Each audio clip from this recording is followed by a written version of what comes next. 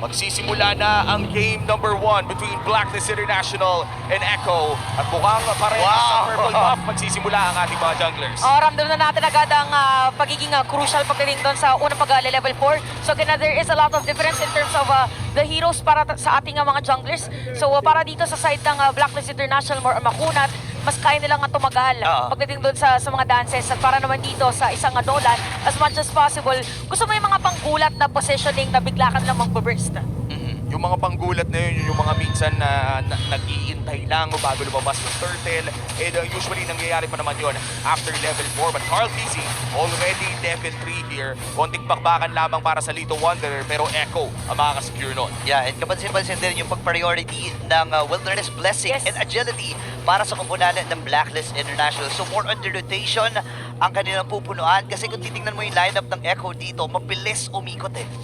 Sobrang ganda na binanggit mo yan kasi kung pansin natin, even na si Edward ay naka-wilderness. So ibig sabihin, makikita talaga natin siya pagdating sa teamfight. The usual playstyle for Edward na nauuna din pagdating doon sa mga initiation para sa ng Blacklist. Paminsan-minsan nga sila pa ang nag-i-initiate mismo with the final slash. Kaya naman kailangan natin bantayan si Agent Zero in this match. Fairly silent ang ating laro sa ngayon. Wala pa ring big kills. Mukhang aantayin pa natin ang pinakaunang pagong bago makita ang pinakaunang team fight. 15 seconds before the first turtle spawns. Level 4 na ang ating mga junglers. Pinakaabangan natin dito is kung makakaabot din ba sa level 4 muna kasi very intense yung laning doon pa lang sa may XP lane. Kasi hindi agad sila nagpapakita sa isa't isa. And in terms of gold lane naman, mamaya pa natin makikita dito si Benny Cutie and even na si Oheb. And ngayon, RTC, tinutuloy na yung unang pagong ng ating game. At ako, nauna ata yung Red 3. And Sensui ang makakakuha ng unang pagong ng laban na ito. Tinatansya pa ata ni Carl TC yung fade away na fracture na nanggagaling dito kay Nolan. First turtle, mapupunta sa kamay ng Blacklist International at mukhang dito na nagsisimula ang retry battle natin. Oo, umpisa pa lang. At ang naging crucial pa doon para sa ng Blacklist, nakakuha pa sila ng kill sa may top lane at doon pa sa may XP lane. So expect later on that Edward will be the first to rotate against Echo. Now for Echo naman, parang inaantay pa yung scaling na mga damage from Sanji. Wala pa naman level 4 dito si JP pero nag-aantay na lamang siya. Ngayon, may threat na para sa isang Divine Judgment para sa matchup natin dito sa Gold Lane. And again, balik muna sila sa mga rotations na, tahimik na ikot para sa maggamit ng junglers. Tahimik na ikot talaga pero final slash, hindi tatama. Nakakapag-fracture naman agad si Carl TC. Parang lance lang pala, yung Tordros mo nasa ulti na. Parang dediretso ka na lang pwedeng umalis. Yung sinasabi natin na yun yung difference pagdating sa jungle. Kasi pwede din ma-burst anytime, pero tingnan natin sa may bottom lane. Sensui dito, bababa sa Kaladin Boy pero hinatak papunta doon sa Torre sa may bandang ibaba. Sakto yung hard guard. Same with that Nether Realm. Pero dalawang ultis kagad ang nagamit. Papasok na rin si RTC, Yue, at mapapatay kagad ng kumuna ng Echo. Makakapawi sila ng isang kill doon. At dahil nagamit nila yung dalawang crucial na defensive ultimates sila ay bigla ang na-burst si Yue. Blacklist International, nawalan sila ng kanilang position 4 pero wala pa naman kasing malaking objective. At saka yung Faramis din ay mabilis din na talagang magre-respawn lalo na pag merong stack. But for Echo, maganda sa ginagawa nila ngayon is as much as possible, tinatry din lang gumawa ng play. So 4 minutes sa laban natin. Almost same at pantay lang din talaga ang laban. But in terms of the gold laners, actually almost the same.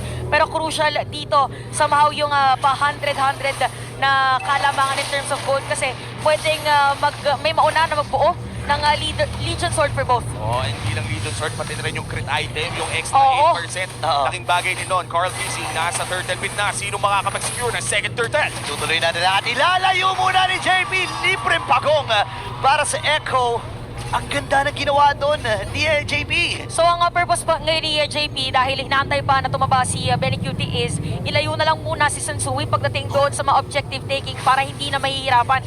Kasi possible kung mapipilitan na magkaroon ng team fight, mababurst pwede si Carl TC kasi hindi ganun kakunat yung hero niya. At kagabi pa natin nakikita ito mula kay JP. Talagang nilalayo niya mga junglers every time na nagkakadya siya para siguradong sa kanilang mapupunta ang objectives. Echo ngayon ay napantay na ang kanilang turtle score against Blacklist International pero wala pa rin nakakalamang ng malaki sa labang ito. Early swap lane ang ating makikita. Yun nga pero nakita na rin with the Dazzler Echo. Ngayon, Edward, Bibitawan na rin yung ultimate dito ni Sanford habang madabangga.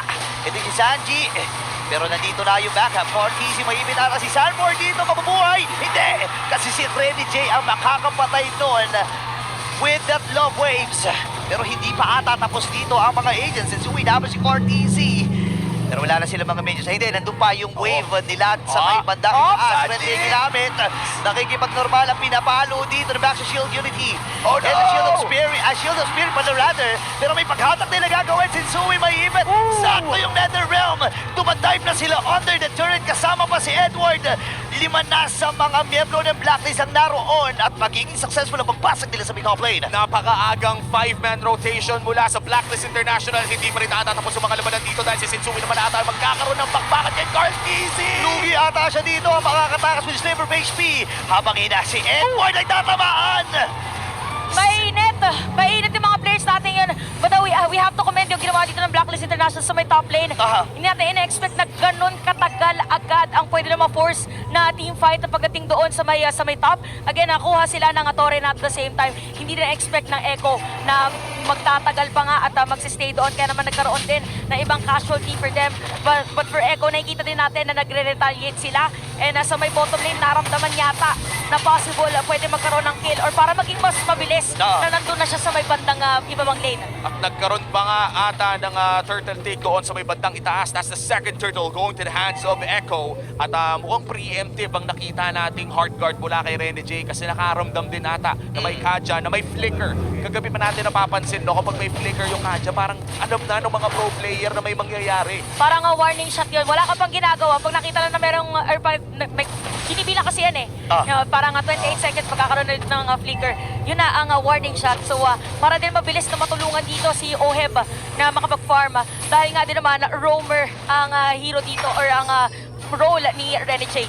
Pero Retri, ginamit na ng Sensui habang conceal. Malayo lamang ang mga orca sa plano ng Blacklist International na pagsugod. Ngayon, bili ng mga items. Available ang Heptasis. Same with the Dominance Ice para kay JP. Pero hahabol sana si Carl. Retri ginamit niya.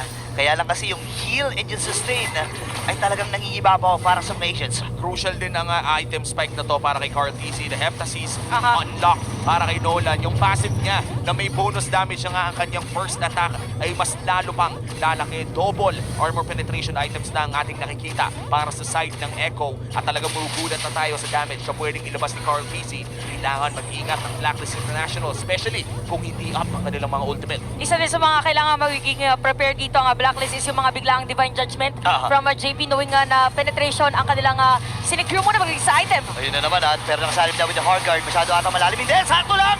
Kasi mapapatay kagad nila itong M4, MVP. Ngayon naman, hahabol pa rin ang Echo dito. Pero may pagbawi na gagawin ng Blacklist International. Sensui may even na ito yung Star Shatter. Mababa na ang boy ni Sensui dito. Mapapop na rin niya kagad yung kanyang Nether Realm. Napakarami nangyayari. Nabubulol na rin ako eh. Pwede pala yun. Yung tipo na nabubulol ka ba, bigla nag-flicker na si Edward. Grabe. Tapos may final slash yung animation na dala doon. Oo, nakita natin na talaga nagsasagutan lang yung ating mga players ngayon. And for Blacklist International, even for Echo, kailangan, di ba binanggit natin na gamit yung mga flicker, yung mga skills. This time around na merong Lord, since mainit sila ngayon pagdating sa teamfight, kailangan nilang kapitan yung kanilang mga ultimate. Wait lang. Grabe yung damage pero mapapasalip na with that hard guard. Habang si Sanford lalayo. And pasugod na ngayon ang members ng Blacklist International. Tumatama pa rin Star Shatter pero unahin ang agad nila itong si Edward. Mababawasan yung setup mechanism dito ng Blacklist International at Echo ay tuloy-tuloy sa pag-abante. Tuloy ang Lord Dance. Echo ngayon ang may hawak ng kalamangan at nangangalati na nga ang buhay ng Lord. JP on the front lines. Wala pa namang Divine Judgment pero nandito pa rin si Sensui. Retry battle at napaka-importante nito. Benny nandun yung nakap pero walang mananakap yung Lord! Habang si Sanji tinamaan ng Star Shatter yung Lord na yun. Makukuha ng Echo pero sa Oheb ay makakabawi din ng dalawa. 5-5 ang ating score. Grabe yung balita ng dalawang kupunan natin. Na take note na after the moment na yun ay wala pang Nether Realm Seaway. So if ever pa na nag-extend yung Echo, mukhang mas may-extend pa yung laban. Pero maganda na nakuha nila dito yung Lord. Pero mabilis lang din naman na madedepensahan dito ng Blacklist International Now, waiting again for that flicker from Edward. Kasi parang inaantay ngayon ng Blacklist is magkaroon ng biglaang final slash flicker. Nakalabang pa nga ata ang Blacklist doon in terms of Grabe. turn and taken. Pero mukhang magkakaroon na ata ng teamfight dito si Setsui. Hindi hihilain ni JP at disengage muna ang call sa parehas na kupunan. Still, anybody's game in 10 minutes. 500 lamang, 700 lang ang lamang ng Echo. Grabe. Sobrang intense pero gano'n lang pala kalaki yung lamang. Pero makikita din natin na 5-5 nga yung score. So pantay na bantay. May hahatakin pero medyo na-delay ata habang nandun yung NetherRealm para sa panibagong buhay para sa Blacklist International. Hardcore para kay Oheb. Sanford dito ay umaabante pero walang magaganap na kumosyon. Pahinga uli para sa magkabilang kupunan. Ang ganda ng disiplina, no? Nakita nilang nag-Netherrealm na, nag-Heartguard na, nag-back na lang sila. Hindi nila pinilit pa. Parang pwede lahat tayong matuto dito eh. Yeah. Parang lahat ng mga nag-RG pwede matuto dito eh. O na pagka medyo delikado, huwag lang ipilit pa. Delix ata pero si Edward, hindi, si Cortez ang unang mamamatay. O ipapakakuha ng isa habang si Sanford ipapasok din. Kaya lang 5 members mula sa Blacklist International ang kanyang hinaharapan. Tinamaan dito ng Landshaker pero tumama din yung Star Shooter. And Manic Yun di makakalipad. Sensui mapapatay niya. 2-4-1 na naging palitan na yon at lumamang ang Echo sa skirmish. That was a great engage mula sa Blacklist International. Pero yung counter-engage ni Sanford. Oo, sumakto din yung kanyang pagpasok doon. Tapos sama mo pa ng Astral Echo coming in from Sachi.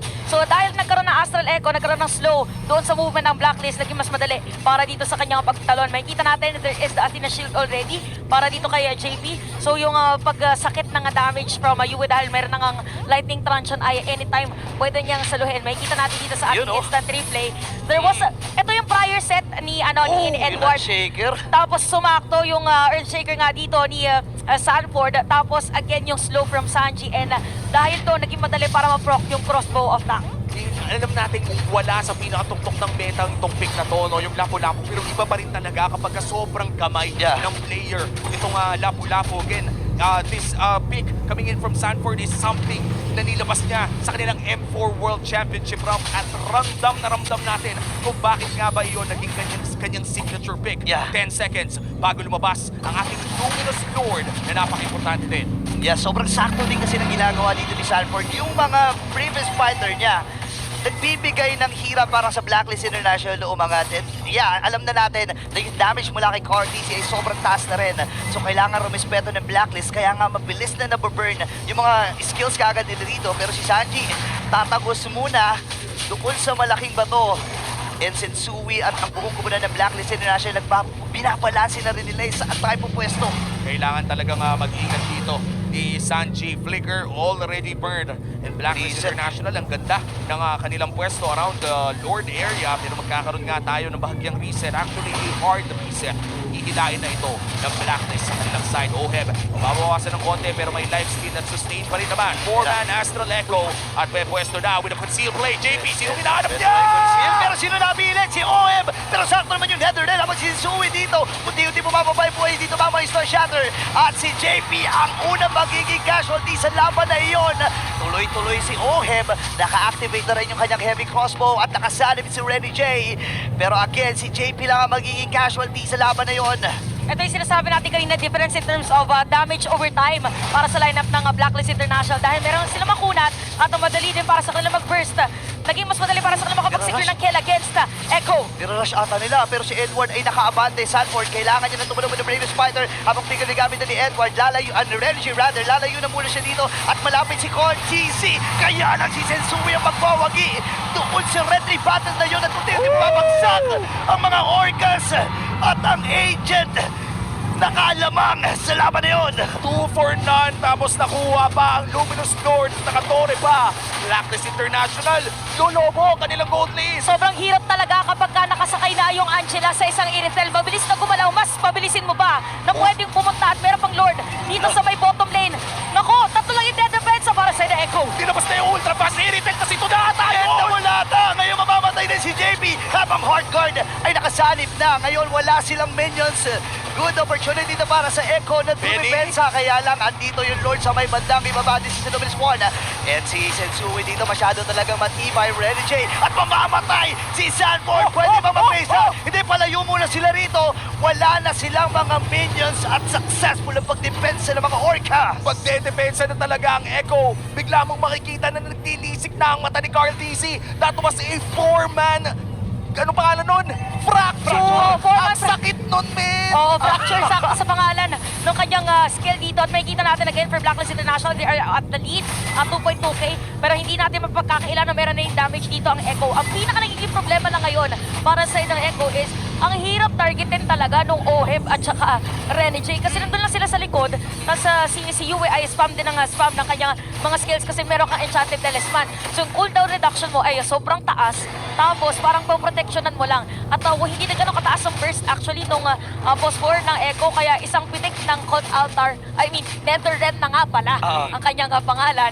Nagiging counterplay para dito sa Blacklist. Now for Echo, kailangan nilang gulatin yung fracture na skill dito ni Cartesi. Kailangan talaga makakuha agad nila. No? Siguro kahit yung Angela o si Oheb. Kahit sino sa dalawa. Nabanggit mo na nga rin, pag pumatong na si Renny J kay Oheb, dito na lumalabas yung napakabilis, yung ultra fast na Irritel. Yung napakahirap hulihin at napakasakit pa. Echo ngayon, hahanap ng tsansa para i-reset ang larong ito. 2,000 lang naman ang kalamangan ng Blacklist International pero nagmamatter pa rin yan dahil hindi pa lock-build ang ating mga manlalaro. Yeah, sobrang hirap dito kasi again, kapag pag hawak mo yung isang Novaria, gusto mo na tuloy-tuloy yung pokes mo mula doon sa Star Shatter. Kaya lang kasi may heal eh. May heal na binibigay ang Blacklist International at yun yung nagiging resulta ng ginawa nila dito. Yung ube strategy na dala-dala pa rin nila hanggang ngayon. By the way, nabagit mo dito yung Novaria, nakita natin nag-hit siya ng skill kanina. Masakit against no? Blacklist International. Nakita na natin yung sakit. So it's something na kailangan din batayin ngayon ng Blacklist. So magkakaroon na tayo later on ng Lord. So kailangan ulit panghawakan ng mga players sa kanilang mga skills. Ang delikado dito for Blacklist is merong flicker si JP na aray pwede ko po. bigla mag-divine judgment. Aray! Sakit! Napatingin ako palayo sa screen eh. Pumikit ako, sabi ko, Diyos ko naman, 3 boards ng HP sa first kill lang. Ang sakit nun. And ito na yung nakakatakot no, para sa lineup na meron ng Echo. Kung damage lang ang pauusapan, napakataas yan. Imagine mo, meron kang Nolan, meron kang Novaria, even si Benny Cutie. No? Kaya lang kasi sobrang sakto rin ang ginagawa ng Blacklist International. Hinahayaan muna nila itong si Benny Cutie at kapag na-activate na yung crossbow tank, bitaw kagad ng Netherrealm at reset yun para sa kanila. No final slash, no fracture. Pero si JP ngayon, inaka-conceal na Lord on possible critical HP. Pero nagpo-poke muna ang mga Orcas. Sanford. Lumalangoy na. Sanford naghahanap ng anggulo para pumasok. Knock up from the Lord. JP! Ito na si JP, kaya lang naipit siya! And si Owen makakuha ng kill na yun at si Sensui pa rin na magwawagi! Doon sa Red Battle patay ang Young Goat at dalawang makukuha ni Oheb! Sobrang ganda ng kaluwit. Nagulat na lang si JP. Supposedly magpe-face check lang siya eh. Yeah. Dapat mangkikidlat lang siya pero siya nakindatan at nakuha pa dito ng Blacklist International. Kaya naman, masisecure nila yung Lord at hindi na nakatakas pa si Cartesi during that moment kasi nasa gitna siya supposedly. Magko-contest talaga sila. Titignan natin yung item ngayon. Full item na si Oheb at meron pang Malefic Roar. So imagine the damage na kailangan niya dito or madidil niya against Echo at na-force pa si Benny Cutie by the way na mag-build na Athena Shield at hindi pa final item yung kanyang pantalon. Makikita na nga talaga natin no, kung bakit maagang pinig ang Arlot para sa Blacklist International. An Evolved Lord in the mid lane. Oh no. Game 1. Nasa kamay na ba ng Blacklist International ito? Dedepensa na sila. Mapipili na kagad mag-Brave Spartan si Sanford so mababawasan sila ng kits para sa pagdepensa pero tuloy pa rin ang puso ng mga Orca. At ang komunidad ng Blacklist International, alam nila gagawin eh. Okay, medyo malalim, huwag muna tayong umasim, pero tatamaan si Sanford dito. Kaya lang paatang, sakto yung Netherrealm at nahiligtas sila dito si Owen, pero may kasunod pa palang pagligtas mula kay Renny J. Habang si Sanford ay mapapalayo na rin, umulan ang mga minions para sa base dito ng Echo. Kaya lang, disengage ang itatawag ng Blacklist. Bakit ng respeto ang kanilang ibinigay? Disiplina pa rin para sa Blacklist International. For Echo talagang kailangan nilang kapitan yung base nila ngayon. And we really have to comment yung timing dito ni Renny J. Yeah. And even yung pagkakabili ni Oheb ng kanyang Immortality. Kasi nung bumili siya ng Immortality, yun yung time na nakapasok na sila dun sa may base, pwede na sa mag-tower lock. Pero dahil meron ang damage at Divine Judgment para sa Echo, nirespeto lang din nila. So napakataas ng respeto ng isa't isa ngayon sa laban na to. And for Echo, medyo mahirap nga lang for them. Kung gagawa sila ng play, kailangan sila talaga yung mauna. Parang dito lang ako nakakita ng laro na 20 minutes na wala ng tore yung isang upunan pero wala pang 5,000 ang ating gold team. Talagang ito yung matatawag natin world class.